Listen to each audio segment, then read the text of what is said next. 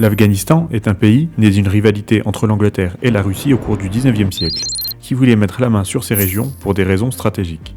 L'Angleterre, malgré plusieurs guerres de tentatives de conquête, échoue à intégrer ces régions à son empire des Indes et s'opposait à la Russie qui voulait s'assurer le contrôle de cet espace dans la perspective d'un accès à l'océan Indien. En 1893, un accord est trouvé entre les deux puissances, faisant de l'Afghanistan un état tampon entre leurs zones d'influence. La ligne Durand matérialise alors la frontière entre ce nouvel état et l'empire des Indes.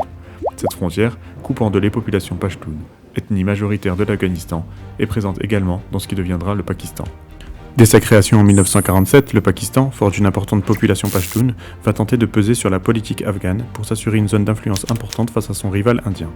C'est dans cette logique que le Pakistan soutient les talibans, pashtuns adeptes d'un islam radical qui bénéficient également de l'aide américaine face à l'Union soviétique qui avait envahi le pays afin d'y installer un pouvoir communiste.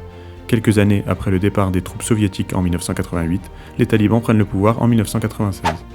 L'Afghanistan étant une mosaïque de peuples divers, les ethnies non pashtunes se réunissent derrière le commandant Massoud et combattent les talibans. Cette coalition est défaite après un attentat dont est victime Massoud le 9 septembre 2001. C'est cette diversité ethnique qui rend en partie l'Afghanistan difficile à gouverner. On trouve les Tadjiks et Hazaras, de langue perse, les Ouzbeks, Turkmènes et Kirghizes turcophones. Les pays de chacune de ces diasporas tentent d'avoir une influence sur l'Afghanistan par le biais de leur communauté. Par exemple l'Iran à travers les Tadjiks et Hazaras persanophones. Néanmoins, aussi opposées soient-elles, toutes ces communautés peuvent se fédérer sur l'idée d'une opposition à une présence étrangère. Ainsi, quand Hamid Karzai, dirigeant pro-occidental, est mis au pouvoir, son autorité est contestée, et dès lors, les talibans regagnent en légitimité face à la présence des soldats de l'OTAN.